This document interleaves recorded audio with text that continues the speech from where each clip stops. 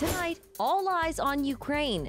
President Trump speaks directly with Putin and Zelensky in high-stakes talks. But will it lead to a breakthrough in the war?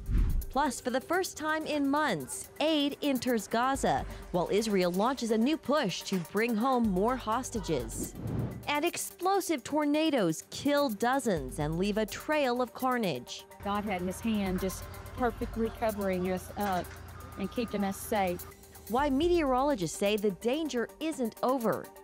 Budget battle on Capitol Hill. Trump's plan moves forward. What's at stake for millions of Americans? Frozen orphanages. I had no idea that people had embryos that they were knowingly putting up for adoption. Left behind in labs across America. Meet the families giving frozen embryos the gift of life. All this and more tonight on Faith Nation.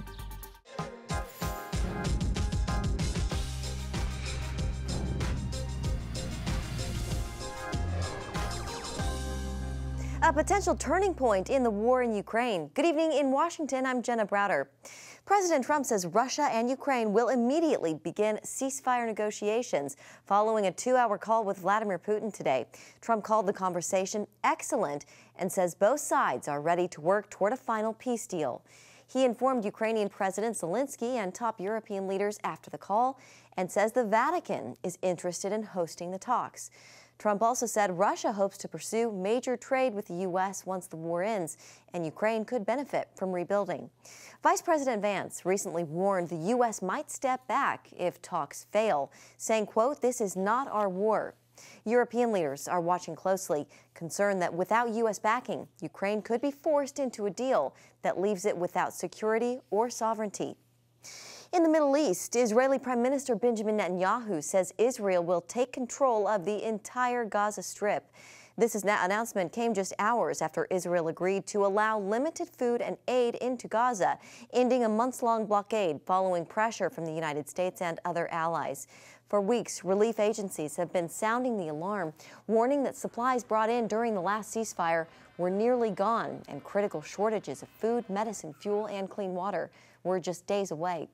The decision to let in aid and also follows a new wave of airstrikes as Israel expands ground operations targeting Hamas. Today, Gazans were seen flooding the streets under new evacuation orders, many of them displaced multiple times since the war began. Netanyahu says the goal is clear: force Hamas to release the remaining hostages and completely demilitarize the area. The White House says the president's team is talking to both sides. The president continues to not only himself but his national security team engage in talks on both sides of this conflict. The president made it very clear to Hamas that he wanted to see all hostages released. Meanwhile, tensions are rising on another front. Iran is now threatening to walk away from nuclear talks, warning the U.S. that any demand to end uranium enrichment is a deal breaker. The comments come as the Trump administration hardens its stance. It's now drawing a clear red line around uranium enrichment and raising the threat of military action if a deal is not reached. Brad Bowman joins us now. He is the Senior Director of the Center on Military and Political Power at the Foundation for Defense of Democracies. Brad, welcome. So both sides here digging in their heels. How do you read this escalation between the United States and Iran? Thanks for the opportunity to join you. I think the primary source of tension here is that American interests and the goals of the regime in Tehran are fundamentally irreconcilable. It's in the American interest to demand that Iran permanently dismantle its nuclear program and have no enrichment capability. That's why in a recent letter, 52 senators and 177 members of the House of Representatives demanded just that, said zero enrichment capability for Iran. And it seems that the Trump administration and the chief negotiator Witkoff are listening, have made that assertion, and the Iranian foreign minister said that's non-negotiable. So that is the core tension here, that you have the world's worst state sponsor of terrorism inching closer and closer toward a nuclear weapons capability, and America rightly recognizes that's a no-go for a regime that is threatening Israel's right to exist, and that's where it rests. And that's why it's really important, in my view, that there be a real and genuine threat for the use of military force. Otherwise, we cannot expect and should not expect the Iranians to come to the table in any modicum of good faith, which frankly I'm not holding my breath for. Yeah. Israel, meanwhile, says it will take control of the entire Gaza Strip with a goal of demilitarizing the region and getting back the rest of its hostages. Brad, do you think this strategy can work? You know, I think it's going to be very resource intensive for the Israel Defense Forces that really needs to be focusing on the Islamic Republic of Iran. It's its number one threat. And the Trump administration has been pushing to bring this war to an end. And there is some tension between bringing the 58 remaining hostages, some of which are still alive, home, and seeking the complete destruction of Hamas, which is far easier said than done. And so the benefits of bringing this to a close is you could allow the Israeli forces to rest, stockpile weapons, focus on Iran, and start to explore normalization with Saudi Arabia, which would be a major win for Israel, for Saudi Arabia, the United States, and a nightmare for the Islamic Republic of Iran. Yeah. While I have you here, I want to talk about President Trump's phone call with Vladimir Putin. Trump's calling it excellent. He's also talking about some economic incentives for Russia. What do you make of what we've heard so far, Brad, about this call? It seems to me that the former KGB colonel Vladimir Putin is continuing to do what he does best, and that is be duplicitous and deceitful and to drag things out and extract as many concessions as possible.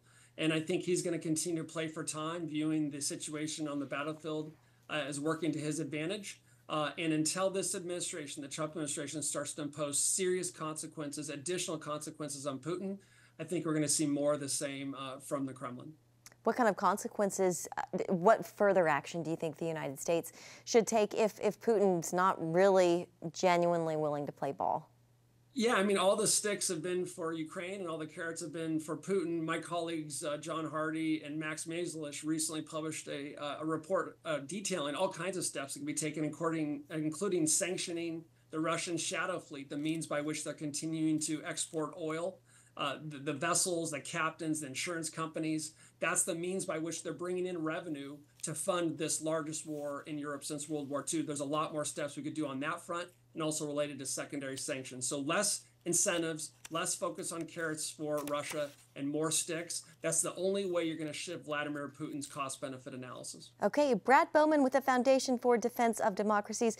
Always good to see you. Thank you for joining us this Monday, Brad. Thank you.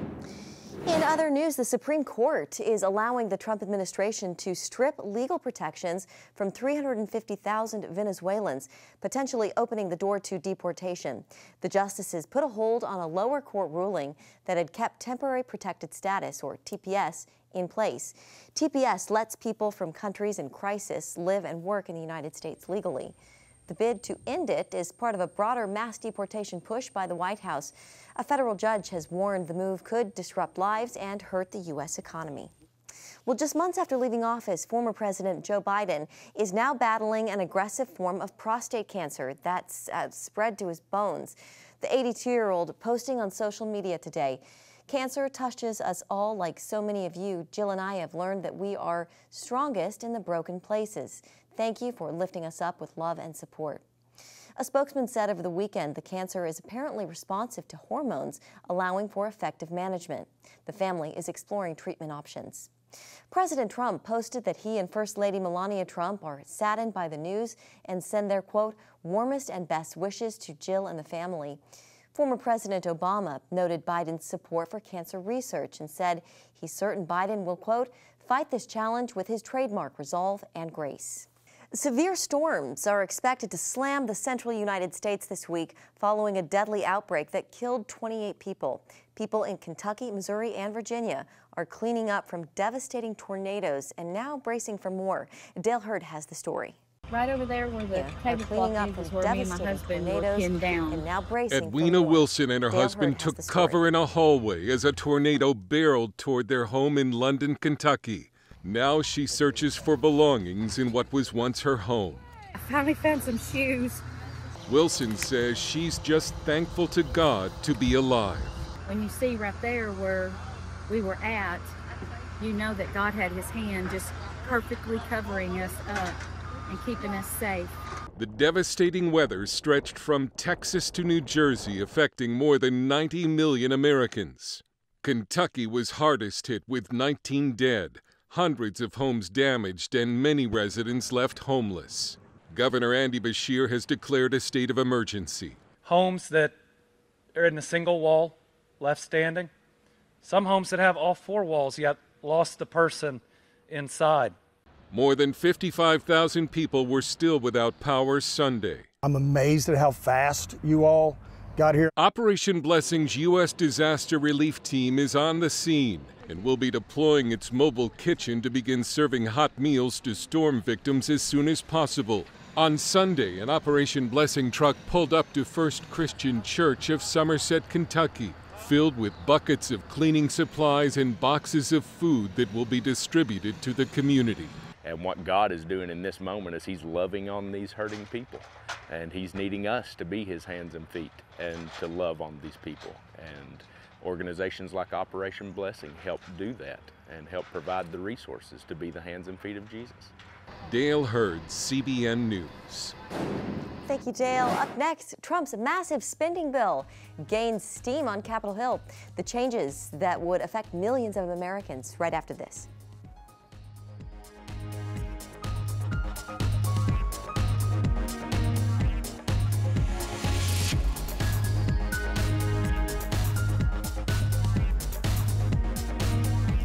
Welcome back. Deliberations on the House floor continued today after a rare Sunday night vote where House Republicans barely advanced their massive tax cut and border security package out of a key committee. CBN's Michelle London joins us now on Capitol Hill with reaction from Congress and next steps. London? Well, Jenna, that is correct. Republicans passed this measure through the House Budget Committee by a slim 17-16 majority vote. However, instead of a yes, 4 GOP members voted present so the bill could still advance. One of those 4, Texas Congressman Chip Roy, warned his colleagues that this bill falls profoundly short. Take a listen. It does not do what we say it does with respect to deficits. The fact of the matter is, on the spending, what we're dealing with here on tax cuts and spending, a massive front-loaded deficit increase. That's the truth. That's the truth. Deficits will go up in the first half of the 10-year budget window, and we all know it's true. And we shouldn't do that. Now also giving present votes overnight, Reps Ralph Norman, Andrew Clyde, and Josh Burkeen after they voted no on Friday. Budget Chair Jody Arrington says to expect some changes to this measure before it comes to the House floor. But as Democrats on the panel pressed for details, he didn't mention specifics.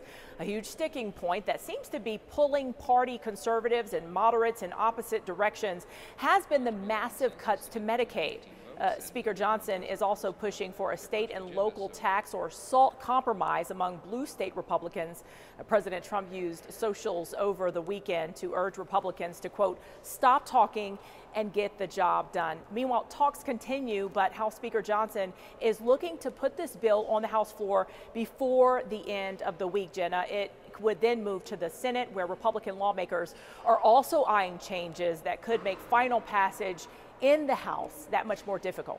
Jenna. Okay, London on Capitol Hill, thank you very much. And coming up, 1.6 million frozen embryos. How snowflake adoptions are giving them a chance at life. Welcome back. A shocking act of violence in a Southern California community. Federal agents say a 25-year-old man carried out a deadly act of domestic terror, targeting a fertility clinic with a car bomb. The FBI identified the suspect as Guy Edward Bartkus. They say he left behind extremist writings filled with anti-pro-life rhetoric. He also expressed anti-natalist views, believing humans should stop procreating. The explosion ripped through the American Reproductive Center's clinic in Palm Springs, destroying the building and sending shockwaves through the community. It knocked the wind out of you inside the buildings. Everyone said that I've spoken to have said that they lost their air when it occurred. Authorities say Bartkus was killed in the blast, his body found near a charred vehicle outside the clinic. A senior FBI official says this may be the largest bombing scene Southern California has ever seen, and tonight the pro-life community is reeling as questions mount about what could have prevented this attack. Well, in the wake of this violence, we turn to a story of hope and the gift of life. When couples use in vitro fertilization, leftover embryos are often frozen. Some call the storage facilities frozen orphanages. Now, a new documentary highlights these embryos and how they can be adopted and given a chance at life. CBN medical reporter Lori Johnson has more. You'd never know by looking at this beautiful little girl that she spent 10 years as a frozen embryo until Allie and Derek adopted her. After being implanted in Allie, she was born 9 months later. I had no idea that people had embryos that they were knowingly putting up for adoption for couples like us to use. Many years ago, this child was conceived along with 13 others when Tara and Travis went through in vitro fertilization. They implanted 3 of those embryos, and as a result, Tara gave birth to their 3 children. Unable to implant their remaining embryos, however, the couple wasn't sure what to do with them. The way we felt, we wanted to give them a chance at life, because they could be sitting there in a freezer, or you could give them the potential to have a life. So they put them up for adoption. It was hard to let go because they were yours, you know? It took us about 3.5 years to fill out the paperwork, because I would start it and then I was just like, I can't do this, I'm not ready for it. They chose to give them to Allie and Derek, who wanted no contact after the transfer. We were very open about we do not wish to have a relationship with the Plasing family. We're for the closed adoption. But God had a different plan. We had gotten an email asking if they could pray for us over FaceTime. And when we opened our little rectangle phone, and it was the parents and all 3 kids sitting there, and we prayed together and we cried together, and from that moment, the FaceTime turned into a group chat, and the group chat turned into family vacations. And we tell people we were probably the exception and not the rule, but we did not just adopt the embryos, we adopted their whole family and extended family. Scientists say embryos can be frozen for up to 100 years and still be born. So far, the longest has been about 20 years. Frozen embryos who are adopted, implanted, and born are often called snowflake babies. More couples are doing this, but it's still rare. Even though 1.6 million unborn babies remain in cold storage in the U.S. alone, only a few thousand are adopted each year. These couples hope that number will increase, which is why they participated in the new documentary, Spares, Second Chance Stories of Frozen Embryos. Before I started this project, I just prayed, Lord, this is your story. Bring me some people to tell your story well. And he provided these 4 amazing couples who can speak to millions of others. 1 out of 7 couples go through some infertility. And so this is an incredible, painful thing. And everybody is looking for options and options that honor the Lord. Those who choose IVF sometimes feel surprised when they discover the unintended consequences. For my wife and I, when we went through this years ago, we were going to church in New York City and met with Tim Keller, our pastor, and we asked him, what are the moral implications of this? And he said, you guys are the first people to ask me this question. Turns out IVF usually involves extracting up to 30 eggs from the woman, placing them in a petri dish, then fertilizing them with the man's sperm, with the goal of creating as many embryos as possible. For those who believe life begins at conception, these are children. Then last year, the Alabama Supreme Court ruled that's exactly what they are. IVF has to be taken very, very seriously. These doctors and the people that decide to pursue it have to take it so seriously, and I think sometimes they just create these embryos without any thought of what's going to happen to the rest of them that don't get used. After the unborn children are created, they're then tested. They actually rank them and they determine which ones are viable and which ones are not viable. In our case, we had 14, and the doctors came to us and said, we believe 7 of them are viable and 7 of them are not viable. And that leads to some huge questions as well.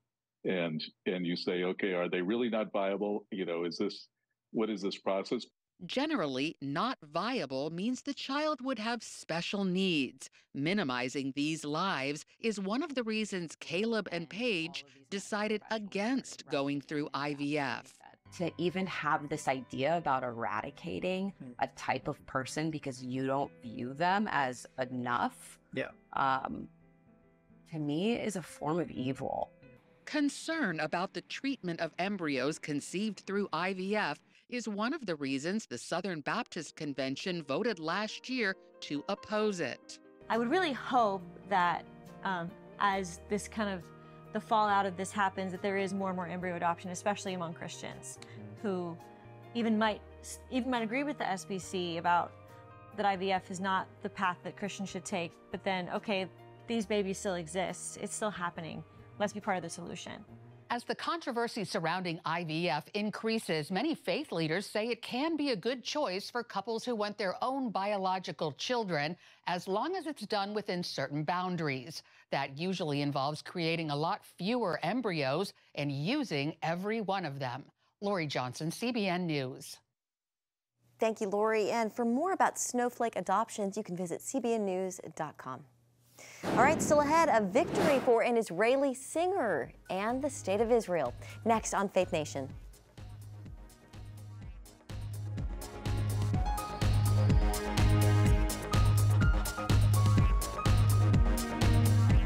Download the CBN News app. One place for all of your news. Breaking news alerts. Watch CBN News Channel Live. CBN News, because truth matters. Get the CBN News app today.